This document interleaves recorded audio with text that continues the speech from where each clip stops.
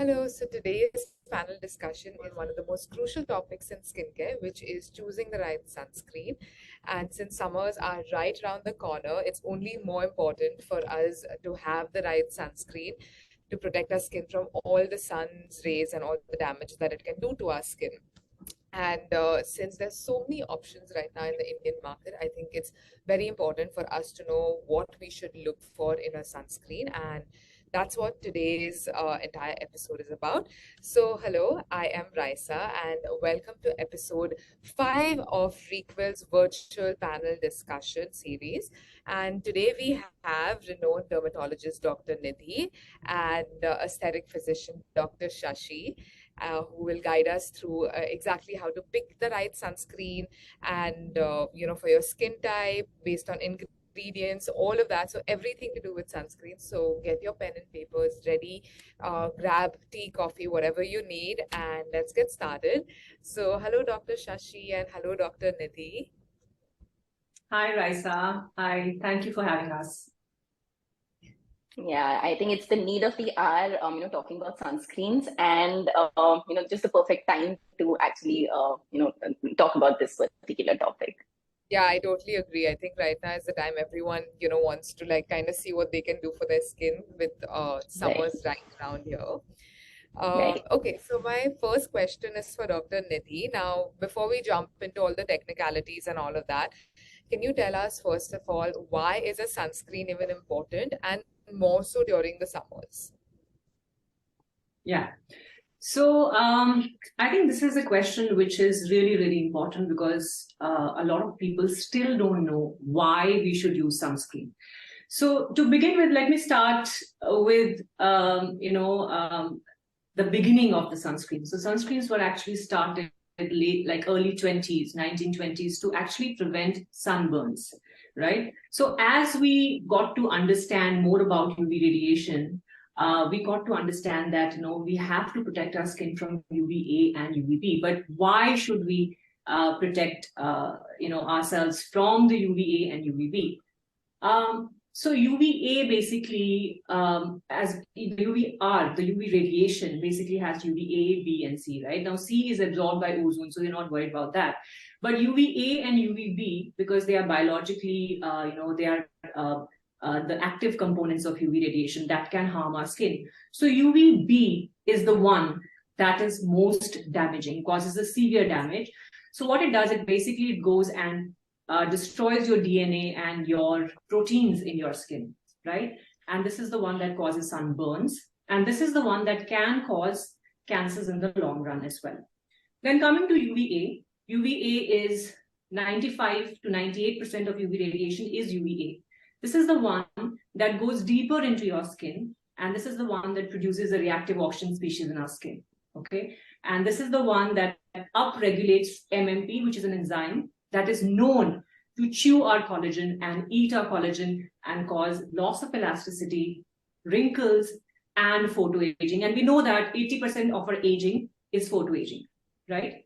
And then this is the one that causes, tanning and photodermatosis, that is the sun-related skin disorders like, photoallergies, solar urticaria, polymorphous light eruptions, photosensitization, all that. So when you are using a sunscreen, you are protecting yourself from the short-term effects, whether it is photodermatosis, allergies, tanning, burn, or long-term side effects like pigmentation disorders, like freckles, melasma, which is notorious, PIH, uneven skin tone, and then obviously photoaging, cancers, and all those, right? So you're saving yourself from the short-term as well as long-term side effects of the sunscreens, UV radiation. And sunscreen is the way that you can protect yourself from both. Correct. Now, like you said about summers, why do we have to be more careful about summer?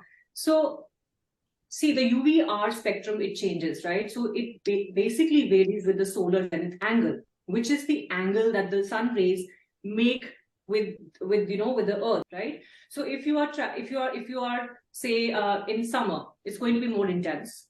From 11 a.m. to, I would say, 2 p.m., it's going to be more intense because obviously the sun is directly overhead, right? And it has to travel the shortest distance to reach us. So that's why it is more important to use sunscreen during summer when we are getting the maximum intensity and dose of UV radiation, right? Right. And similarly, then there are certain special situations. For example, if you're at a higher altitude, and they say that every 1,000 meters, you are actually exposed to 10% of more UV levels, right? Similarly, if you are in the sea, which is going to reflect almost 25% of the UV radiation back to you. Then if you are, similarly, the fresh snow, that's also going to reflect more. So if you're traveling, you have to keep these things in mind that, if you're traveling to a hilly area at a higher altitude in the plane, if you're snowing, these are the things you have to be extra cautious about. So sunscreen plus extra photoprotective measures you have to take. Okay. Awesome. Great. Thank you so much for that. My next question is for Dr. Shashi. What are the key ingredients one should look for when looking at a sunscreen? And what are some ingredients one should totally avoid? Yeah, so as for the ingredients that you need to, before we move on to the ingredients itself, I would want people to know what to look on the packaging, like what labeling they should actually concentrate on. So as Dr. Nidhi has already explained, earlier, sunscreen, were actually, brought into use because of UVB radiation, because that is what causes cancer. All right. So the regular SPF factor that we have these days, be it SPF 10, be it SPF 50, 60. So that is basically, it measures the amount of UVB that the sunscreen is protecting you against. All right. And as Dr. Nidhi has already stated, a majority chunk of the rays reaching Earth's surface is UVA. And that is what is responsible for pigmentation, tanning, and everything. So this UVA ka amount or the protection is actually measured by PA factor.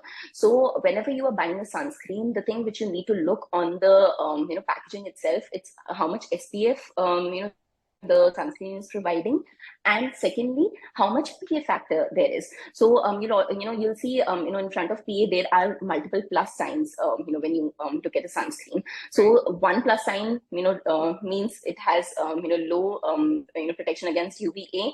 2 plus signs would mean it has medium, and 3 or more plus signs means it has high or very high protection against UVA. So that is if you have pigment prone skin, especially if you are prone to tanning, that PA factor is very important and often neglected when you're buying a sunscreen. Second thing that you need to look for is the mention of broad spectrum. If because it's not just not just UVA and UVB, there are IR radiations. There is UV. At a visible visible spectrum also, which actually tends to damage your skin and can cause pigmentation. So that broad spectrum again is pretty important. Number 3, if you are if you are a swimmer, or if you're going to a beach and you will be getting a lot of water on yourself, in that case, if the sunscreen label has waterproof, that also again is an additional point that you might want to look for. Now, talking about the ingredients. So, my personal preference is always a hybrid sunscreen, because see, chemical and physical, filters there are in the sunscreen, both have their own plus and minuses. And when it is a hybrid formulation, you get the best of all, both of them. So you have a good texture also that you will, love to apply on your skin every single day. And you have a good protective factor also, which the physical sunscreens usually provide.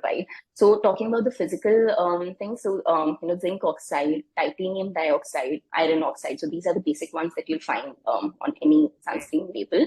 And when talking about the chemical factors, cinnamides. So I'm not going to bore the audience with a lot of big names. So cinnamides are one. Then benzophenols are one. Right. So it's a whole list of components that they'll find there. But apart from the sun filters, another thing which is very important to look for in the ingredients is the amount of antioxidants your sunscreen has. Because even these sun filters, when exposed to UV radiation, they tend to turn into oxidative species. They tend to oxidize, and their potency reduces. So we need antioxidants to actually slow down the degradation of these sun protecting factors that there are in a sunscreen. So in that case, antioxidants like vitamin E, or there are a lot of vitamin C, for example, is a very good example of that. So if your sunscreen doesn't have that ingredient already, you can always top it up with a serum or any moisturizer that has, vitamin C or vitamin E. So these are very two common ones that you'll find. There are a lot of other algae extracts also, and a lot of, again, the list of antioxidants goes on and on. But yeah, these are the common ones that I think the audience will be able to remember also, and these are easily available also. So yeah, that is another thing. As for things that you should avoid in a sunscreen, I think one sun protection factor, that is avobenzone. So it has a pretty bad reputation because it does have in the literature also, it does have a lot of cases of skin reactions and sensitivity reactions to a lot of people. So avobenzone, a lot of formulations, you won't find a lot of formulations with this particular compound in the current times. But yeah, that is something, if your sunscreen has it, it's best to avoid that. Then parabens, if again you have a sensitive skin, you can avoid them. But if you are able to tolerate parabens, then it's absolutely up to you. If you want to use it, you can always go ahead and use those as well. Okay, awesome. That was great. Now, you did talk about, different types of sunscreen. So, Dr. Nidhi, this is for you. Can you touch upon, different types of sunscreens that are there? And is there any one that is the best per se to go for? Yeah, so this is a very common question and a lot of confusion also. A lot of people say we want physical, some people say we don't like physical, what to do, it's a lot of confusion. So just to clarify, sunscreens basically are two categories. We used to call them as physical and chemical sunscreens. Now we call them physical, inorganic and organic sunscreens. So, but just for the sake of it, I'm going to say physical and chemical. So physical sunscreens are basically the ones that physically stop the UV radiation from damaging your skin, right? So they're going to reflect back or scatter the sun's rays, when you apply it. And the chemical ones are the ones that chemically they absorb the UV radiation and they change this high energy UVR into low energy rays. So basically they are not physically kind of obstructing, but they are chemically kind of changing it and throwing it out as a low energy kind of rays. So these are two basic categories, right? And then in chemical sunscreens, we have UVA and UVB filters, like Dr. Shashi has already mentioned. These are all big names. I'm not going to confuse the audience, but basically they're physical and chemical. Then there are hybrid ones, the ones that have both these physical as well as chemical components in them, right? Now, the disadvantage of physical sunscreen is that when you apply it, it leaves a very opaque white cast on your skin. And that's something a lot of people don't like, especially in Indian skin tone. They don't like that white, ashy cast on the skin. Ideally, I would say if you are somebody who, like in children, suppose, I don't like to use chemical sunscreen, so I opt for physical sunscreen. Somebody who has history of allergies or eczemas or photosensitizations, then I wouldn't obviously give chemical sunscreens, right? And then somebody with rosacea, right? Somebody with rosacea, I don't want to give them chemical sunscreens. Maybe physical will be better for them, right? So it really depends on person to person. For example, acne. I don't like to give physical sunscreens. I like to give more chemical sunscreens for patients with acne. But when you have acne and you want to choose a sunscreen, look for a chemical or maybe a hybrid sunscreen. But always first check the base of the sunscreen that you're using. Sometimes the base is oily and then that would give you acne. So make sure you're using the sunscreen for your skin type. So no matter what you use, whether you're using a physical or chemical sunscreen, an ideal sunscreen is the one that you like using, number one. The one that suits your pocket, that you can apply and reapply 365 days. And the one that has SPF 30 or above is broad spectrum. And the one, that will give you a good feeling about using a sunscreen in the day. And obviously, whether it's a physical and sunscreen, it's a personal choice. And at the end of the day, we want to use things that we feel good about. So unless you have a special situation where you can't use, a chemical sunscreen. Okay, that was great. I think it's really nice for everyone to know that there's no good or bad here. It really depends on, your skin type and your issues that you're dealing with, and then you pick and choose based of that. Great. Okay. Dr. Shashi, there are lots of myths around sunscreens as well. One of the biggest ones that was doing the rounds was like people with more melanin, so slightly darker, tan skin tones, don't need sunscreen because they have a lot of melanin. That's one. And the other one that I'm sure you both of you are totally fed up of hearing, because I know I am, is you don't need sunscreen indoors. So can you kind of help us understand what are some of the myths and facts once and for all so that everyone's on the same? Yes, so Raisa, as we were already talking about in the beginning also, sunscreen's the main purpose was to protect your skin against skin cancers, be it Correct. squamous cell carcinoma or melanoma. Okay, so because of that particular thing, a lot of people have this misconception that, because Indian skin already has a lot of melanin, we are not prone to getting skin cancers, and so we do not require sunscreen. What we do not understand is, skin cancer is only the extreme part of the damage that the UV rays cause. All right, the major chunk of damage, to most of the people that sun rays or the UV rays radiations are causing is skin aging, by damaging your cell DNA and skin tanning.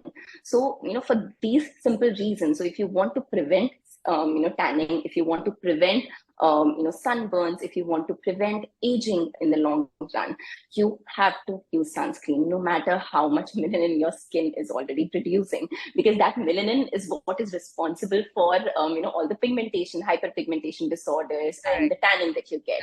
All right, so it's very important. If you have even the slightest of pigmentation disorders, your skin tans quickly, because I do get a lot of such patients. They would complain about their skin getting too tan all of a sudden, their face color being of different tone compared to their body.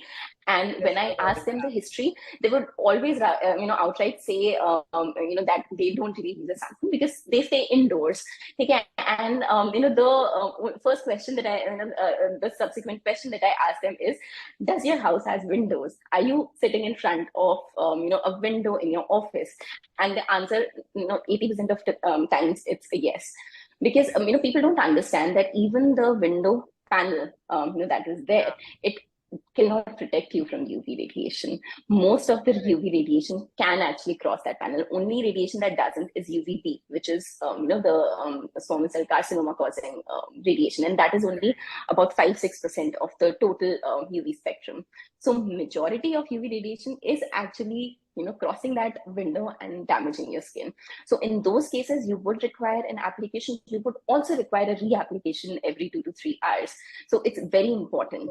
And secondly, so yeah, that is the major deal of it. And especially people who have problems like melasma or post-acne hyperpigmentation, using a sunscreen, a lot of people, another misconception that a lot of people have, when you have acne, avoid everything, avoid applying everything on your face. Even if you're taking acne treatments, avoid using sunscreen. And that is the worst you can do with your skin, because you are using retinoids to treat your acne. You are using all kinds of acids, salicylic acid, glycolic acid, everything. And on top of that, you are not applying sunscreen. So that causes even more damage to your skin. That causes even more post-acne pigmentation. So the first thing, even if you're not using anything else on your skin, you do need a sunscreen. You'll have to choose and figure out which one would suit your skin well. And as Dr. Nidhi has already mentioned, for acne-prone skin, physical sunscreens usually doesn't work that well. But again, there are people. So again, it all boils down to what is working for you, what texture you like on your face, and what is something which you can use regularly without actually crying and cribbing about it. So it's definitely needed. No matter how much melanin your skin is producing, no matter your skin tone, you do require a sunscreen. End of the day.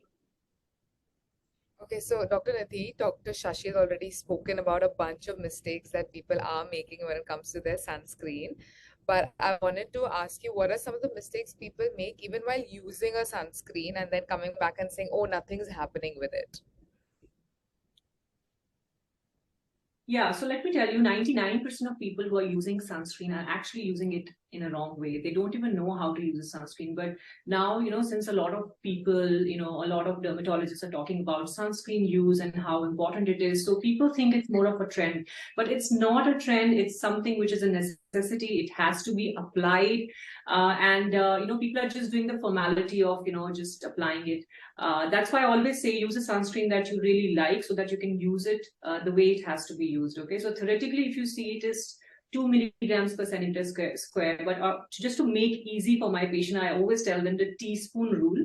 So if it's your face and neck, it has to be 3 ml, which is a little more than half a teaspoon. And if it is your body, whether it is your each leg, back, or chest, you have to apply about 6 ml, which is a little more than 1 teaspoon. So these are roughly, how you can kind of use the right amount. And then when they apply, they don't reapply, right? So reapplication is important because we're living in a tropical country where we are sweating profusely, and it's going to get washed away in some time. So you have to reapply sunscreen after 2 hours. It doesn't work, and then you are again exposing yourself to the sun. Just thinking the false sense of security that I applied in the morning, so I'm protected till evening. That's not going to happen, especially in our situation. Again, if you're swimming and other special situations, you have to be a little bit more careful. So these are a few things.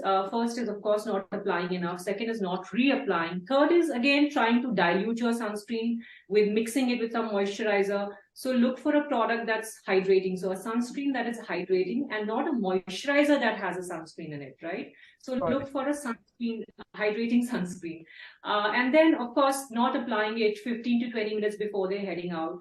Don't be in a hurry. Take your time, apply your sunscreen, and then head out. Again, of course, another common mistake is that a lot of people say, I'm a homemaker. I don't go out. I stay at home. Why should I use sunscreen in the house while I'm in the house? But let me tell you, we all live in well-lit houses. There's so much of work that you do in the house while you're cutting vegetables next to the window, or you're going in the balcony to take out your stuff. So there's so many things that you don't realize, but you're being exposed to UV radiation. And even so true.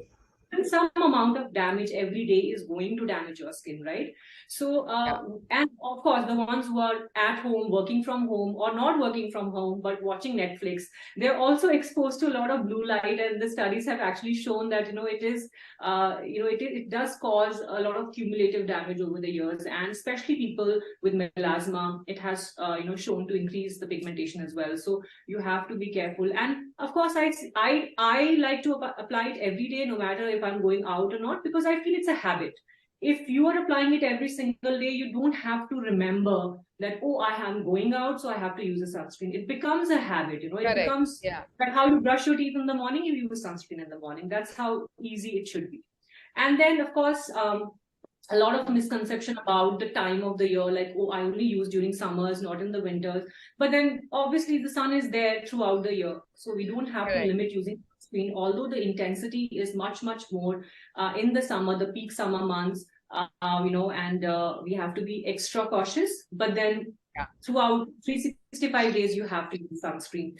Then again, a lot of people only rely on sunscreen. They feel that sunscreen is like going to protect them. It's not going to give you 100% protection because maybe you're not applying it nicely, and of course it's not 100% protection. So always, especially during peak hours, in the peak months, you must use other additional ways to protect your skin, whether it's an umbrella or a wide-brimmed hat or glasses or protective clothing, and maybe some internal sunscreens, some antioxidants that will help you protect from sun as well. So these are a few things that are very commonly done mistakes that, I feel shouldn't be done if you want to take the maximum benefit of your sunscreen.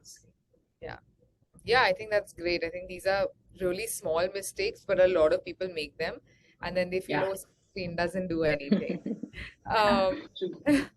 Okay, Dr. Shashi, my next one is for you, and I think this question I am sure all of you have gotten a million of times, which is, what are some of the best ways to prevent tanning? Yeah. So, see, again, as Dr. Nidhi has already explained, no sunscreen is going to protect your skin from, 100%, from the UV radiation. Of course. Protection, some amount of protection will always be there. She has already pointed out on using full sleeve clothing, using a hat, using your sunglasses, and using an umbrella to give you that additional protection from the sun rays. Secondly, no matter what you use, some amount of tanning will be there, because people will have to understand the simple fact that white skin is prone to skin burning. They will not tan, but there will be erythema, there will be sunburn. Brown skin, on the other hand, will be more prone to tanning because it's our innate mechanism of our body to protect from UV rays. So the moment you expose your body to even the slightest amount of UV rays, there are signals in the body, and the body starts producing melanin, and that is what eventually translates to tanning. So some amount of tanning can always be expected whenever you're exposed to UV radiation of any sort. Secondly, as for the protective part, a few simple hacks here and there. So if you use makeup on a regular basis, using makeup which has SPF would be definitely an add-on. So always, no matter what product you're using for reapplication, first application I believe should always be a liquid or a lotion sunscreen. So do not skip onto your sunscreens. As for reapplication, so once you've applied your sunscreen, after that, whether you're using a BB cream, there are n number of products available in the market today. BB cream, CC creams with a good amount of SPF protection. So you can use that instead of your makeup on a regular basis. You can use foundation which has an SPF in it. Because secondly, face powders again. So you will get loose powder with SPF protection again. So that is something, again, an add-on.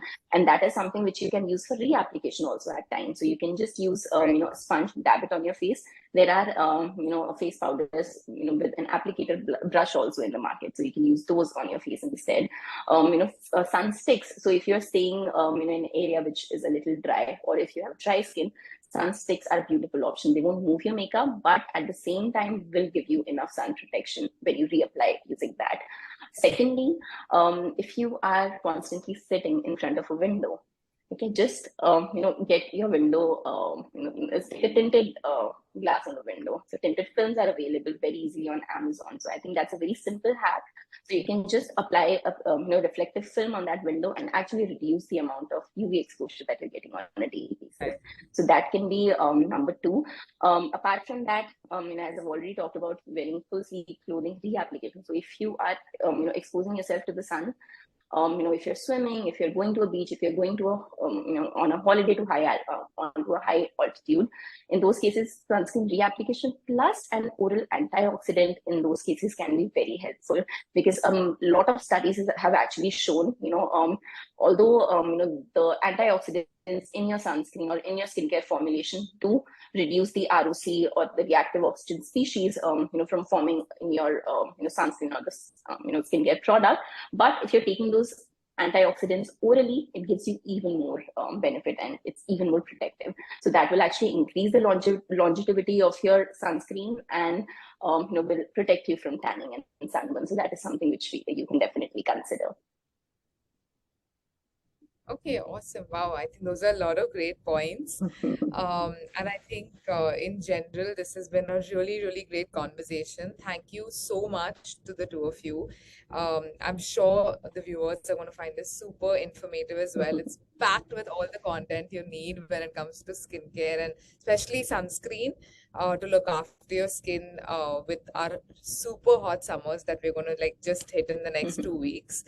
But yeah, if you guys have any questions, just drop them down in the comments below, and subscribe to the channel for such talks again from leading dermats in the country. But yeah, thank you so much, Dr. Nidhi, and thank you so much, Dr. Shashi. The pleasure is all Thank you so much. Thank you so much. Yes. Thank you so much. We had a great time. Thank you.